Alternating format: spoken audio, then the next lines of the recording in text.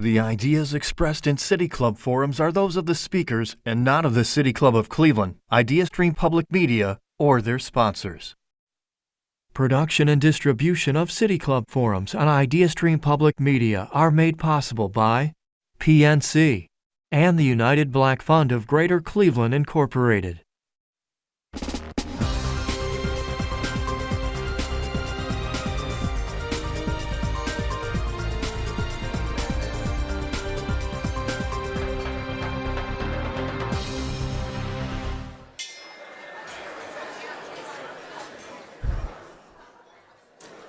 Good afternoon, and welcome to the City Club of Cleveland, where we are devoted to conversations of consequence that help democracy thrive. It's Friday, October 3rd, and I'm Molly Walsh, a member of the City Club Board of Directors. I'm pleased to introduce today's forum, the Peter D. Leon Endowed Forum on Local Politics, featuring Baiju Shah, President and CEO of Greater Cleveland Partnership, or GCP. Baiju Shah joined GCP in 2021. With more than 12,000 members, GCP is the largest metropolitan chamber of commerce in the nation. Guided by a board of corporate and entrepreneurial CEOs, the organization advances growth and prosperity through strategic initiatives, business services, real estate, and advocacy. Before joining GCP, Shah was the Senior Fellow for Innovation at the Cleveland Foundation, where he focused on catalyzing economic growth. He also previously served as CEO of Biomotive and as co-leader of the Harrington Project for Discovery and Development, a national drug development initiative. And he was CEO and co-founder of BioEnterprise, an accelerator and industry growth initiative focused on strategic alliances with pharma companies, health institutions, universities, and foundations. In addition to his role at GCP, he currently serves on numerous civic and corporate boards and has been named one of Cleveland's most influential leaders. In an essay for Crain's Cleveland Business last year, Baiju cautioned that in recent history, our region has approached major opportunities with an either-or perspective, asking, for example, do we focus on the lakefront or the riverfront? Develop housing in the downtown area, in neighborhoods, or in the suburbs? Grow research or grow businesses? This limiting mindset has certainly created tension in our region. But perhaps the time has come to embrace an abundance mindset, an approach also put forth by best-selling authors Ezra Klein and Derek Thompson in their book, Abundance. Today, we will learn how a mindset change might help create a brighter future for Greater Cleveland. How can the region's business and civic leaders work together to unlock the region's full potential and step away from an either-or mindset? A reminder for our live stream and radio audiences, if you have a question during the Q&A portion of the forum, you can text it to 330-541-5794, and City Club staff will try to work it into the program. Now, members and friends of the City Club of Cleveland, please join me in welcoming Baiju Shah.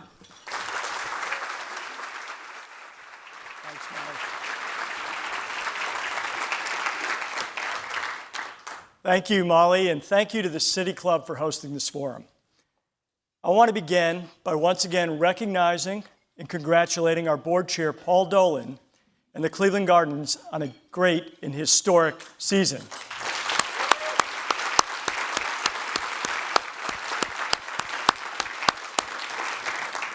That was an easy applause line, so I figured I should start with that.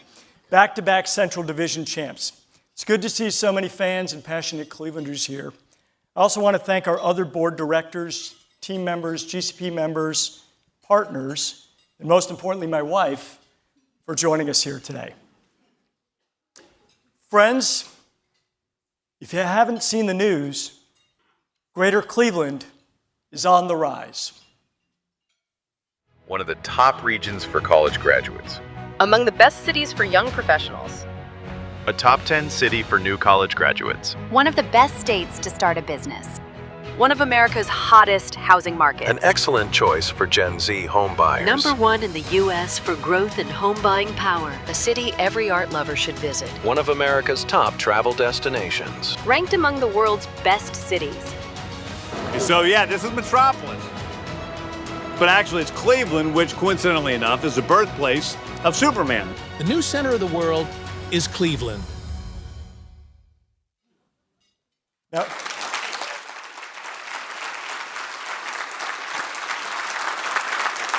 all right, now I know we've got an audience full of engaged civic individuals. How many of you have seen at least half of those headlines? Okay, good. That's great. Those stories are all from national media, and they're evidence of our momentum. We are indeed a region on the rise, a region whose companies and institutions lead through innovation and make things that matter.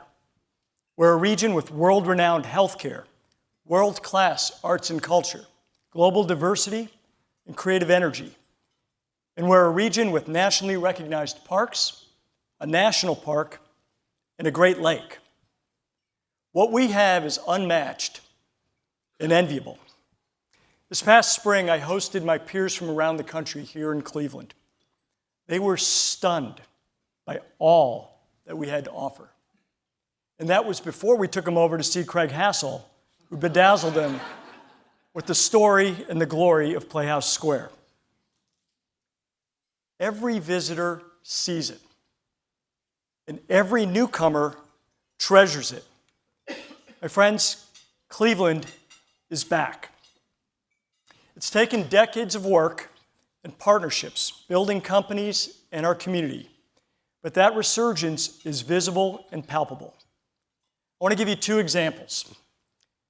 First, the Cleveland Index, created by Bob Smith and Sarity Partners, which tracks all of our public companies and it compares them to how the market's doing as a whole. When you see the index, you can see that Cleveland companies have been outperforming the market since 2010, but especially in the last 5 years. Businesses are thriving across our region. But it's also visible downtown. A downtown that's transformed from what it looked like in my childhood to today's glow-up, a shining skyline of our progress. While we celebrate that, we must strive for more, because as good as it is, we know it can be greater. To realize our full potential, we now need to address 3 challenges. First, we need more people. Second, we need everyone to be super skilled. And third, we need people to embrace an abundance mindset.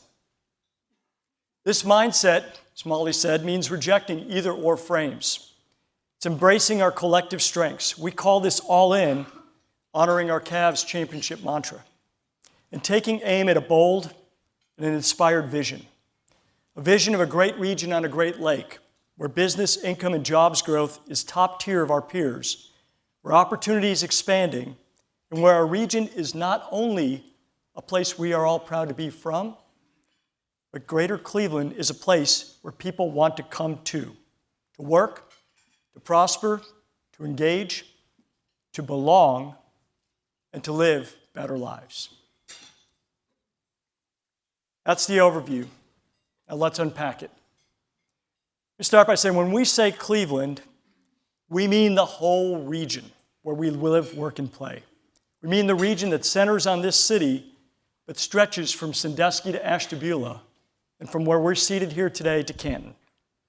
It's 3.7 million people, a $275 billion economy, the largest region in Ohio, the 3rd largest in the Midwest, the top 20 in the United States. No matter where we live, we are all Clevelanders. It's our global brand, a brand that we proudly display and powerfully defend. Greater Cleveland's scale is driven by the success of our businesses. Private organizations, large and small, account for over 85% of our jobs. In GCP, with over 12,500 companies as members, it is the region's Chamber of Commerce. Our CEO-only board includes leaders from our largest businesses as well as entrepreneurs. And they, like their predecessors, recognize the vital role that their companies play in our community. They come together to grow a region where businesses and people can thrive, developing a vision, strategies to support it, and bringing the leadership, the resources, and partnerships needed to drive results. Our board members actively guide strategies and the GCP team. They commit resources and make connections to others, and they advocate for policies and fundings. And these CEOs engage in the work personally and directly with their peers and with government leaders locally, in Columbus, and in DC, always in partnership with each other and always all in with partners to turn strategies into impact. As a team, we have the privilege of seeing that engagement and that commitment every day, even as they manage complex local and global enterprises. And it's their involvement and the involvement of their teams that provide us a platform to convene, to catalyze, and advocate on behalf of the business community to accelerate the region's growth and prosperity. 3 years ago, we shared our all-in vision and plan for this decade. A great region on a great lake, a place where businesses and people thrive together. The plan has metrics and sets targets to become a top growth region this decade. And most important, we shared the way to get there. That we had to work all in mindset, spirit, and values that describe Cleveland at its very best. All in with a relentless focus on execution. Because as Thomas Edison once said, visions without execution are just hallucinations. Thanks to the leadership and efforts of many across the private, public, and civic sectors working together, the region is seeing results, and Cleveland is rising. It's showing up in the data. The index is the best leading indicator. But we have also risen in the rankings of business growth and income growth, especially in income growth, where we now rank as the third fastest in the Midwest. The all-in approach and plan are having impact. I want to share just a few examples to demonstrate of how this applies in practice. So one focus has been growing the advanced materials and manufacturing sector. Organizations work on this individually, and they also work on this collectively to grow. Individually, Sherwin-Williams, creating not only a global headquarters, but a global R&D center that they're moving into this week.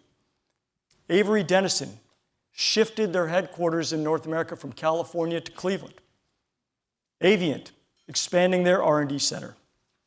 Case Western, growing their research and building a new $200 million science and engineering center.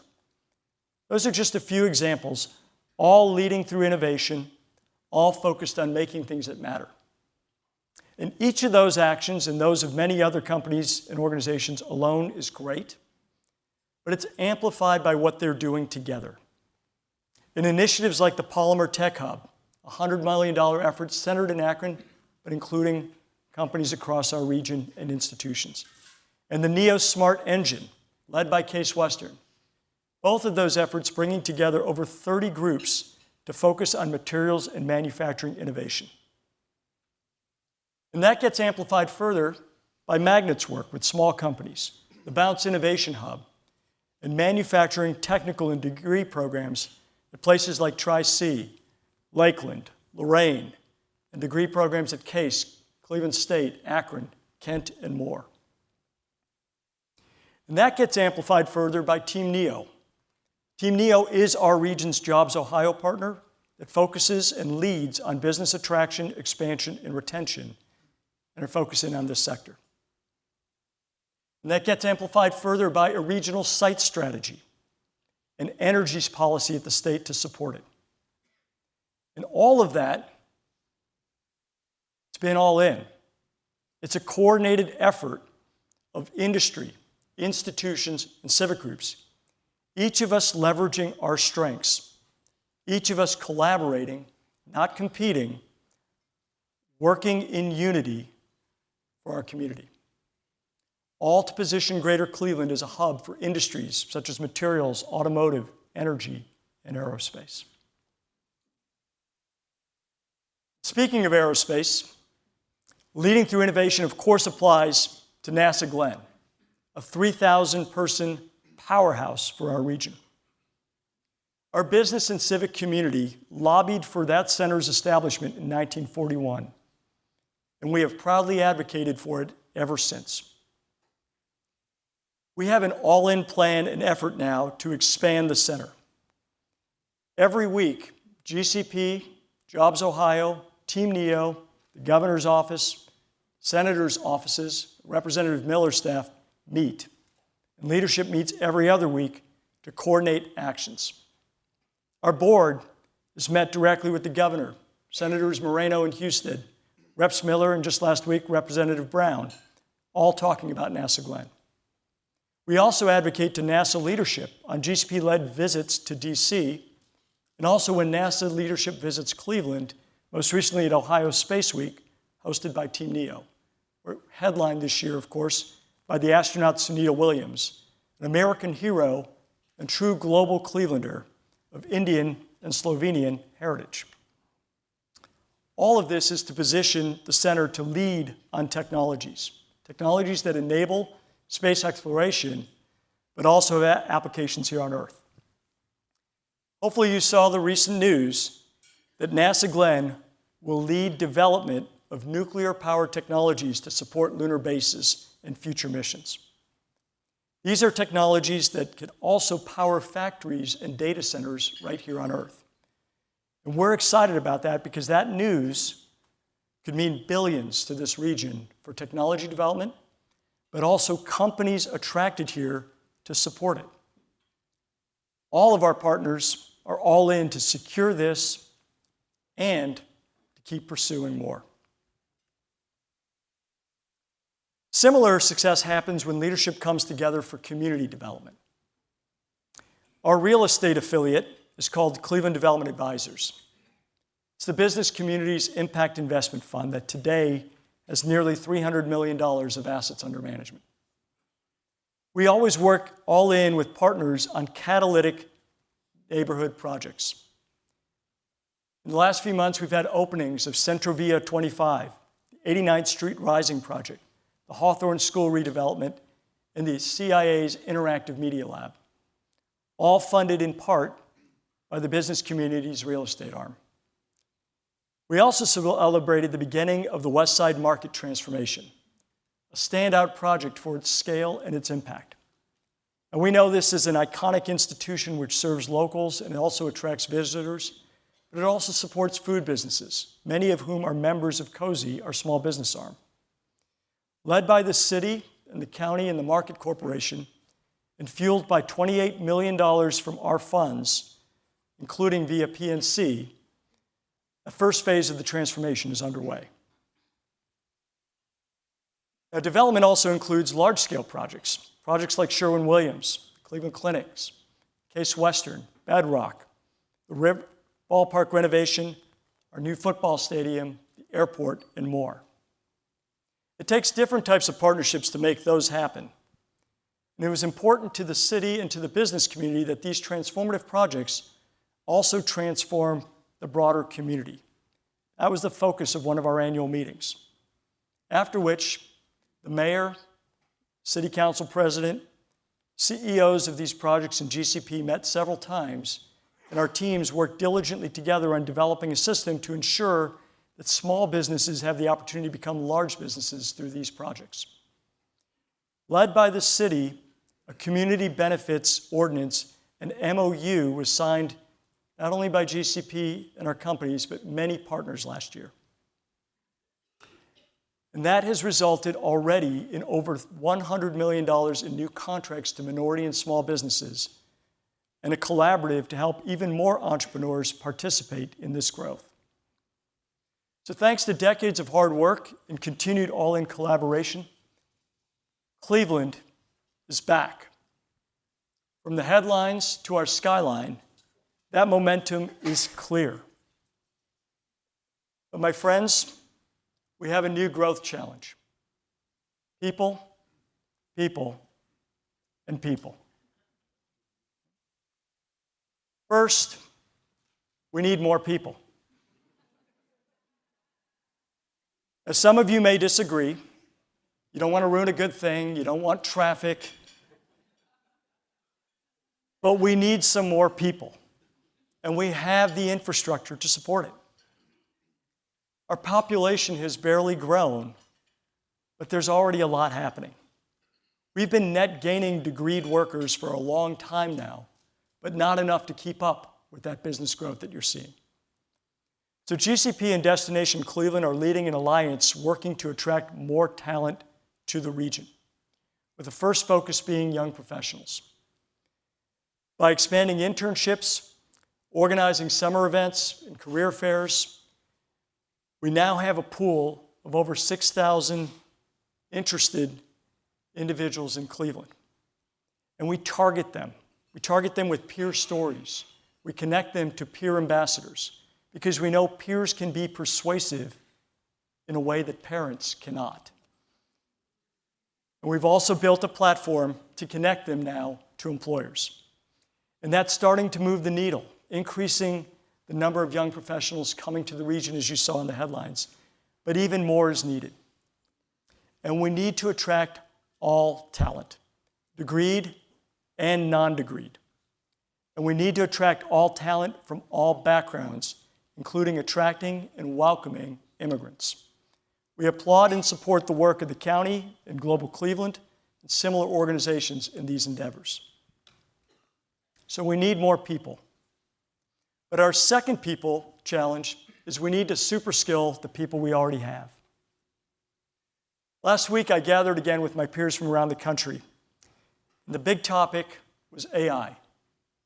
AI is both a disruptor and is an enabler to companies and to communities. We met with representatives from OpenAI and Anthropic. We also met earlier in the week with Palantir. Here's just a few nuggets. ChatGPT in 3 years has grown to over 700 million daily users, more than 10% of the world's internet users. McKinsey estimates that 30% of our work hours are going to be dramatically reshaped. If you heard Walmart's CEO last week, he said every job will be impacted. And AI experts will tell you that at least 10% of jobs, at least 10%, are going to be fully replaced, from customer service to coding to more. At our AI summit this past spring, Accenture presented on agentic AI. And by two weeks ago, we had our Best of Tech event. CIOs were describing a very near future where people are managing teams of AI agents. AI agents that do, that learn, that self-improve, and self-execute without explicit instructions. Now, if that sounds like sci-fi, it's not. It's already here. And that technology is advancing very, very quickly. All of that seems daunting. And our task is not just to describe it, describe its impact, but to position the region to grow because of it. Because like all technologies, AI is a platform and an enabler. Our challenge and our opportunities to ensure employees and entrepreneurs rapidly learn these technologies and leverage them. We have strong policy support, programs like Tech Creds that make super skilling easy. In our region, over 43,000 people have earned a credential. Sounds like a lot. It's only 2% of our workforce. We need to scale rapidly. We need to focus especially on older workers to keep them in the labor force. But we also recognize AI's power for small businesses. because it's not just about instant insights. AI can do the work. It can do the marketing. It can do the finance, inventory, the supply chain, customer service, and more. And that reduces the cost and the barriers to entry for small businesses. This year, more than 2,000 people have attended one of our AI-focused sessions. But we need, and we will be doing, much, much more. And we expect our partners across the system, groups like Tri-C and Jumpstart and others, will do the same. Because whether you're an employee or an entrepreneur or just an individual, AI is empowering. It creates the opportunities to do more and to do it better. And importantly, as Paul Raitzer, our friend and a global AI guru, says, to do it in less time, time that we can use to live better lives. So we need more people, and we need to super skill the people we have. But our third people challenge is we need a mindset shift. Mindset shift to embrace aspiration and to embrace abundance. We've had several energized board conversations about this across the street. As one of our CEOs observed, too many people here fear striving for excellence, fear wanting to win. Maybe it's a legacy from some tough times that we've gone through as a region, but whatever the cause, it's time to shift. Last year, as Molly said, we called for a Cleveland abundance mindset. We did that because we were constantly being asked the question, can we do everything that's being envisioned? And our answer has been a resounding yes. We have the leadership, we have the resources in the private and public sectors to do so. We can grow the large businesses and strengthen small business support. We can focus on more than one industry, because we've got a diversified economy. We can develop all of our talent and attract new talent here. We can invest in downtown, our city neighborhoods, and our suburbs. And we can develop the riverfront and the lakefront and create world-class parks, stadiums, arts, entertainment, and a 21st century airport. This is a new moment for Cleveland. It's a moment of opportunity. And the risk is not overextending. The risk is missing this moment. I want to close where we started. Cleveland has always been a place where the world looks for what's next. Innovation is in our DNA. And now we are leading again, and we're making the things that matter. In advanced materials and manufacturing, in healthcare, in energy, in aerospace. We're doing it for here on Earth, and we're doing it to explore the universe. We have a strong insurance and finance sector and professional service firms that provide the expertise to support the growth. We've got tech-savvy entrepreneurs and creatives that fuel our neighborhoods. In Cleveland, we are a region of winners. Our companies and institutions lead their sectors nationally and globally. Our healthcare is world-class. Our arts and cultural organizations are world-renowned.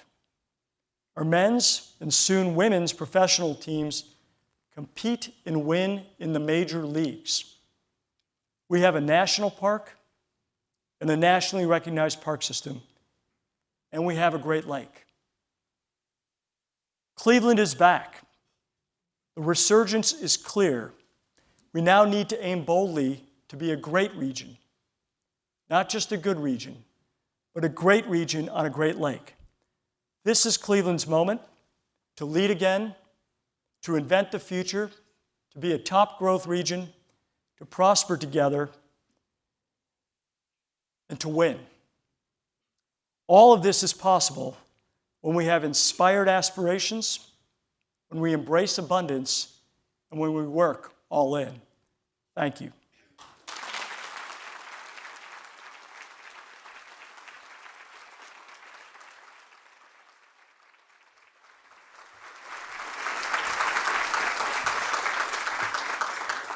Thank you, Baiju. All in for Cleveland. We're about to begin the audience Q&A. For those just joining us via our live stream and radio audiences, I'm Molly Walsh, member of the City Club Board of Directors. Today, we are joined by Baiju Shah, President and CEO of Greater Cleveland Partnership. We welcome questions from everyone, City Club members, guests, students, and those joining via our live stream at cityclub.org or live radio broadcast at 89.7 WKSU Idea Stream Public Media. If you'd like to text a question for Baiju, please text it to 330-541-5794. Again, that's 330-541-5794. And City Club staff will try to work it into the program. May we have the first question, please? Hello, my name is Joan Spurl. I work for the Literacy Cooperative as director of Dolly Parton's Imagination Library for Cuyahoga County. My question is, at what stage of life does the workforce or talent pipeline begin? Grade school, high school, college, perhaps birth? We know a child who begins kindergarten prepared is 7 times more likely to be proficient in reading and 9 times more likely to be proficient in math in 3rd grade. Thank you. That's a deep question, Joan. You know, I don't love to think of children as workers, right? Children are children, children are humans, the human development is very important. I think your points are great.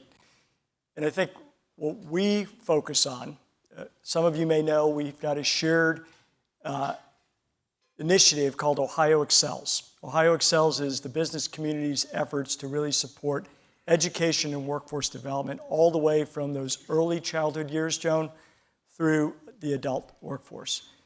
Literacy, as you said, is key. Literacy, numeracy, also digital literacy, as early as possible. We have been strong champions for standards at the state level and resources to support the development of children to get to those standards, to make sure that early in their development, they're mastering those basic skills that enable learning for life. Thank you. Hello, this is a text question. A February Cleveland.com article pointed out challenges Northeast Ohio continues to have with respect to collaboration in comparison to our peer Ohio cities when it comes to economic development. The article also quoted you as saying that bringing new businesses to Cleveland isn't part of GCP's scope. Can you please help clarify what GCP's role is in economic development, if that has changed since you took on the role, and how you see collaboration going, considering also the more recent communication from the city and county suggesting that they have stopped working with GCP subsequent to its endorsement of the Browns' move to Brook Park? All right, lots of good questions in there. All right, it was going to come up. We knew it was going to come up. I want to thank Felton for wearing the Browns hat. Probably triggered that. So let me unpack it maybe in the order in those questions received. So first and foremost, Team NEO, the Jobs Ohio partner for the region, is the lead on all business attraction, retention, and expansion. That has been the case ever since I've been CEO of the Greater Cleveland Partnership. We support Team NEO. I sit on the board of Team NEO. Our companies support Team NEO, and we assist them as requested by them or Jobs Ohio on pursuing any opportunity, whether it's in region or from outside the region. So to clarify in that article, when you think of economic development as just the transactional component of bringing companies or expanding companies in the region, Team NEO is the lead. They are our partner and we strongly support them. But if you think of economic development or economic strategy more broadly, it's about everything. It's about the sites, it's about the sectors we target, it's about the innovation initiatives, it's about the talent, it's about the supportive policy, and that's where we work in partnership with Team NEO and many others, but we take the lead on some of those longer-term environmental factors that make our region ever more competitive to attract or to expand businesses. So that's the first question. The second question that was asked is relative to the city and the county. We continue to support the county and the city. We want to see the city be very strong. It's critical to the region that the city and the county are successful. And we support the success of the mayor and the county executive and the councils that they both lead. We also know that it's critical to support the growth of the region because the success of the region is equally critical to the success of the county and the city. And we continue to work with them on the types of projects that we just described here, whether it's around NASA Glen, the community development projects, some of the major initiatives that are going on in terms of development, and of course the innovation initiatives and sector building initiatives that we described. Yes, can you talk about the role that immigrant entrepreneurs have had in Cleveland's success, if not our immigrant population as a whole? I love that question. It's a tee-up. So this city and this region has always been a place of welcome for immigrants. It's what's grown our region, and it's been successive waves of immigrants and migrants from around the world and around the country that have built us to where we are today. Entrepreneurs, as well as immigrants that are professionals and working in other capacities, have been critical not only for Cleveland's history and growth, but continue to do today. I'll give you some examples. Right? On our board, we've got a board, and I think probably about 20 to 25% of our board are probably immigrants. Some of them lead very, very large organizations like the Cleveland Clinic or Eaton or Cleveland Cliffs, all led by immigrants. Right? Avient that we talked about. All of these are led by immigrants. But we also have immigrant entrepreneurs. Dr. Hiro Fujita comes to mind, the head of QED. How many of you have heard of QED? Okay, good. This is definitely a much more informed audience than many audiences I speak to. But Hiro Fujita has grown QED to the point where it was partially acquired by Canon Healthcare, and because of that acquisition, Dr. Fujita has then been critical in recruiting Canon Healthcare to relocate its U.S. operations to right here in Cleveland. And there are many, many, many more examples of that type of success of entrepreneurs, whether they're immigrants or non-immigrants, in our community. Hi. I've heard it put forth at least semi-seriously in recent years. I think the Brookings Institute did a study about it, but it was sort of the idea that perhaps certain federal agencies might fare better outside of Washington, D.C. than inside of Washington, D.C. And the one that always seems to come up with Cleveland in mind is potentially moving the National Institutes of Health to Cleveland. I was curious if the GCP thinks about those types of potential developments, has a position on them, or if you just have sort of your own individual thoughts on potential opportunities for Cleveland like that. Well, I've got a lot of personal thoughts on that, and I'm sure there's a lot of federal workers that would want to be outside of D.C. these days as well. I don't know if we can move entire agencies because they're rooted and they're established, they're of significant scale, but we'll use NASA as an example. This administration has said that they want to distribute more of NASA's leadership functions across the country. And that's something that galvanized us to work again with the governor, our senators, our entire federal delegation, all elected officials in our community and many other partners to go after as many of those opportunities that we could bring to NASA Glen as possible. Because there are a lot of those functions that would function better in proximity rather than being distantly managed via headquarters. So anytime we see an opportunity to do that, we rally with our federal delegation and our state leadership in particular to go after things that are there. There are some examples in the military as well that our region has been involved with and recently in bringing some military functions to the Mansfield area. We're going to keep looking for each and every one of those opportunities across different federal agencies and departments. My name is Laniel Connell. I go to John Hay Early College. I appreciate being here, and I appreciate my teacher letting me come here, but it's a lot of people. But I wanted to know, like, I'm a senior now, right?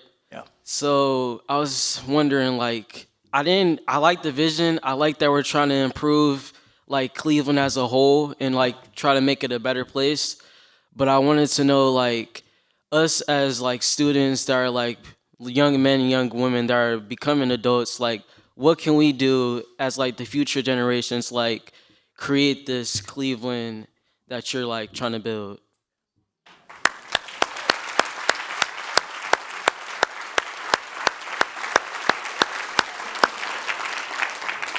So I love that question, and I love the fact that you had the courage to ask it and the desire to want to be a part of creating the future of Cleveland. I think the most important things that individuals can do, besides what you're doing in terms of your schooling and whatever might happen after you graduate, is to bring the ideas. Because one of the things that we are really curious about is, what is your generation looking for in the community?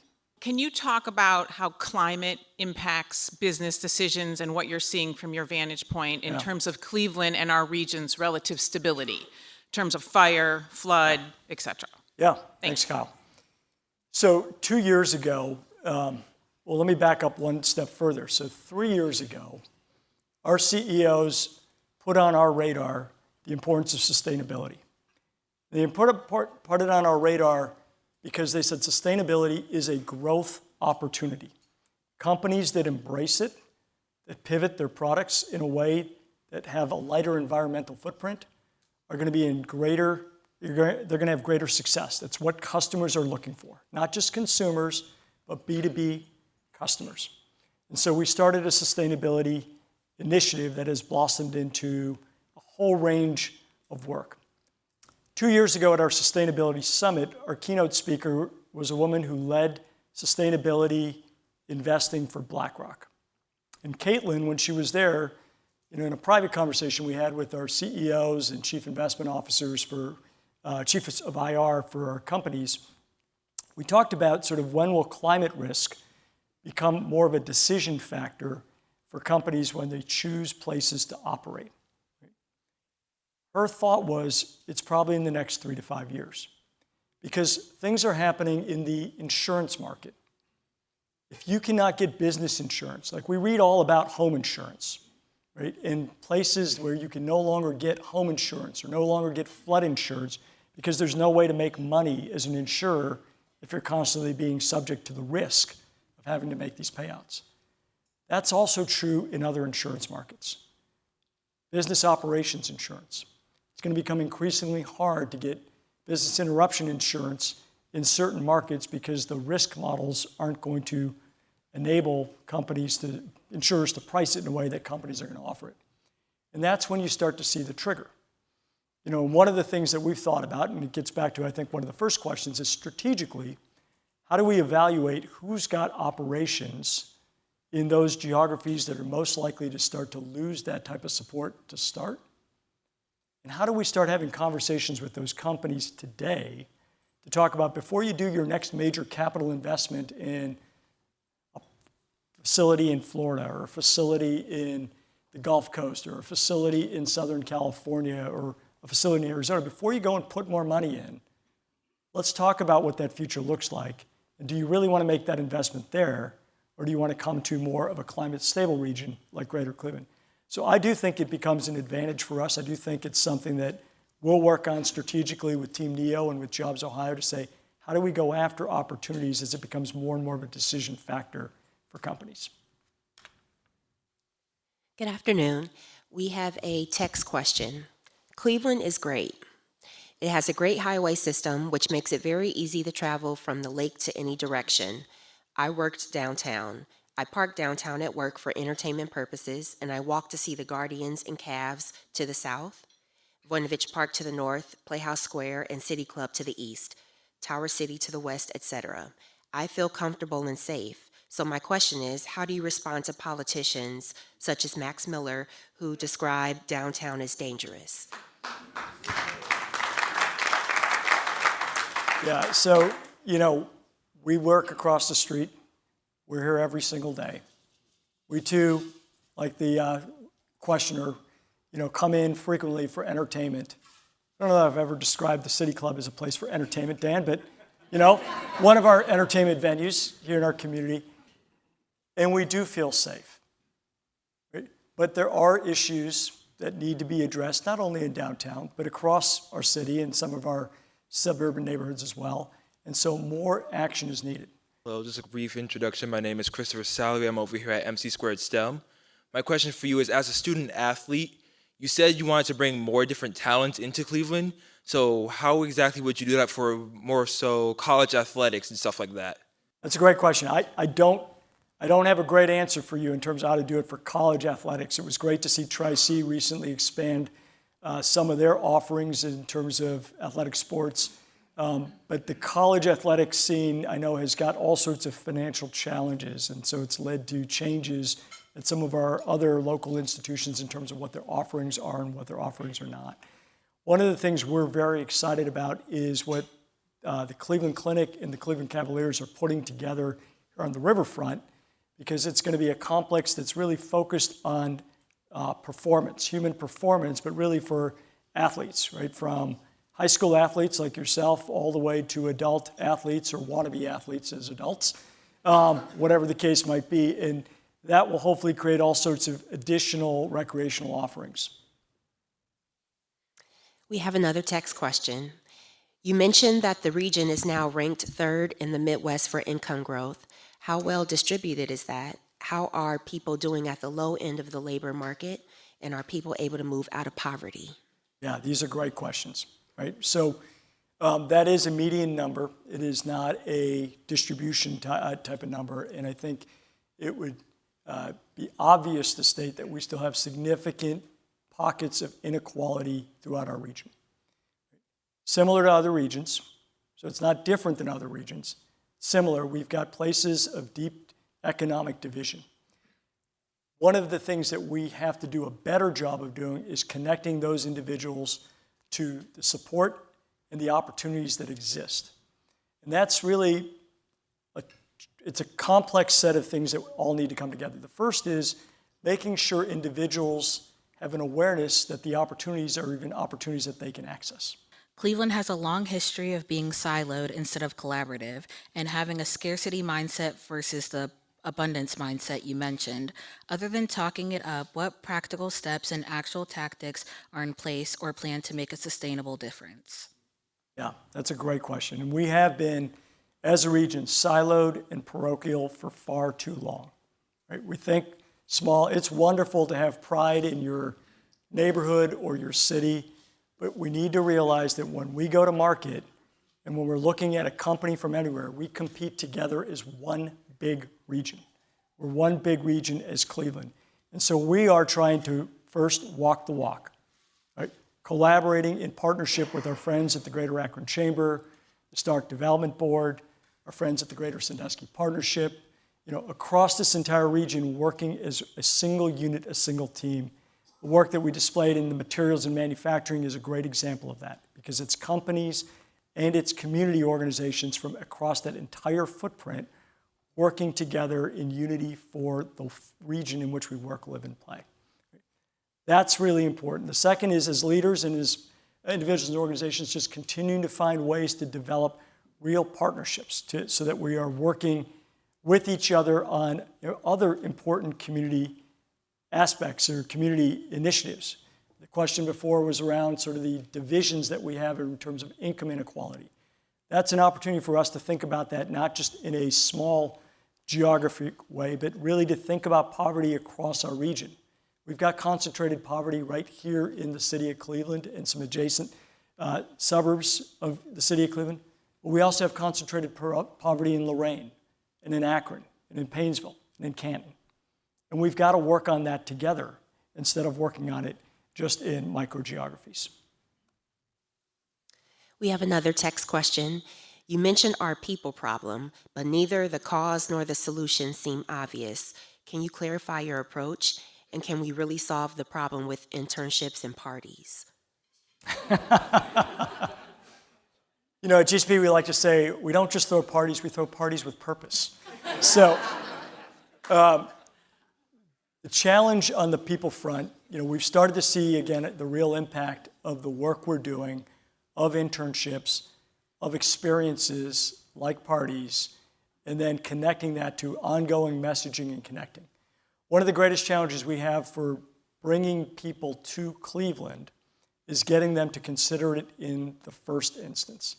And a part of that, especially for young professionals, is it's not just about the job, but it's also about the experience of living here as a 20-year-old. And we thought that's why we led to that summer initiative that we now call Summer in the Land with all of our partners, so that these students come together. Just some interesting statistics from this past summer. We had 1,800 students together at a Guardians game. Those 1,800 students came from 215 different colleges and universities. They were all interning here this summer at over 472 different companies. Right? And we still think we're only getting about a third of the interns that are actually here. Because for whatever reason, we cannot get the kids out of the labs at Case and Cleveland Clinic to show up downtown. Right? So there's this mass of students that are already here. Our job is to show them what living here looks like as a 20-year-old. Because the companies are giving them great internship experiences. They're exciting them professionally. But these students, they have choices. All of us have choices as to where we're going to live, where we're going to invest, where we're going to build a business. We need to show them what living here is like so that they choose here. And then we need to replicate that for other talent groups, whether it's non-degreed individuals, whether it's immigrants. And a conversation we're starting now with a number of our companies is for senior level talent. How do we bring more senior level talent here? So to the questioner, it is absolutely possible. We're seeing the impact even in just the 3 short years of the Cleveland Town Alliance of moving the needle and getting more of our local college graduates to stay here when they graduate. But we need to sustain it to see the full effect. This is a text question. Perhaps the most significant portion of the abundance movement is housing and zoning reform to make building easier. Yes. How is GCP using its advocacy in Cleveland and Ohio to overhaul the processes and regulations in development? Yeah, that's a great question. So, as we think about sort of our strategy, the question's all around housing. And housing has been great in our region because housing has been accessible, but it's slowly becoming more and more pricey, and it's becoming less and less accessible. And one of those big challenges has been, how do we create more housing product that individuals want to live in? What people want today is different than maybe what they wanted 20 years ago or 40 years ago or 60 years ago, and we need to keep updating our housing stock so we reflect what the market wants. To answer the listeners' questions, this is an area that we're actually looking at internally to say, is there a way that we can create some best practices? Because a lot of this happens in local municipalities. It's not something that can be done, across larger geographies. But how do we create best practices to speed the ability for developers to develop different types of housing product so that they are more easily able to construct it in our market? That's something we're certainly looking at. The second thing we're looking at, we've put in place a little bit of housing policy or housing stimulation policy at the state, but there's a wide open door to put in much, much more at the state because this is not just a regional issue, but it is a statewide issue. Housing accessibility and affordability is a critical thing, and that could become an Achilles heel if we don't move on that real quickly.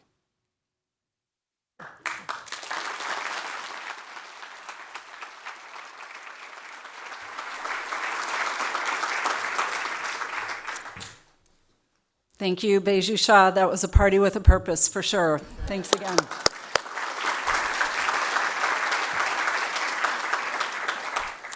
Forums like this one are made possible thanks to generous support from individuals like you. You can learn more about how to become a guardian of free speech at cityclub.org. Today's forum is the Peter DeLeon Forum on Local Politics. An attorney and labor expert, Mr. DeLeon was a member of the City Club for 68 years. In 1967, Mr. DeLeon defended segregationist Alabama Governor George Wallace's right to appear at the City Club. And then he also felt obligated to picket in protest of Wallace's speech outside of the venue. For that reason, among many others, he became the first person to be inducted into the City Club Hall of Fame while he was still living. It's a story that is integral to the City Club's history and mission. We appreciate the DeLeon's family's long-term support of the City Club. The City Club would like to welcome students joining us from Cleveland Early College High School and from MC Squared STEM High School.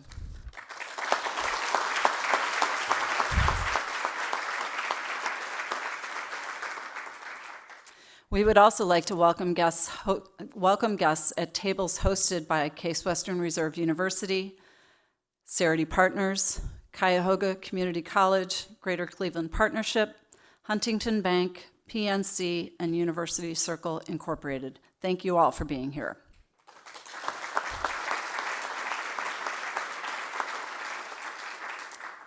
Coming up next week at the City Club, on Friday, October 10th, we welcome Phyllis Seven Harris as part of the City Club's Local Heroes series.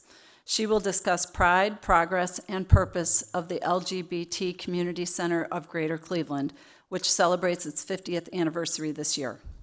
And then on Friday, October 17th, we will be joined by IdeaStream Public Media's Kevin Martin and Tim Isgett with Public Media Company. They will discuss how stations are adapting in a new era of uncertainty and unpack the future of public media. You can learn more about these forums and others and get your tickets at cityclub.org. Thank you once again to Baiju Shah and to our members and friends of the City Club. I'm Molly Walsh. This forum is now adjourned. For information on upcoming speakers or for podcasts of the City Club, go to cityclub.org.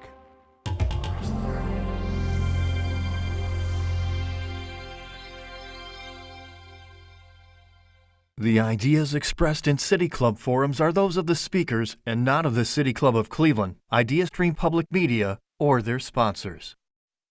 Production and distribution of City Club forums on IdeaStream Public Media are made possible by PNC and the United Black Fund of Greater Cleveland Incorporated.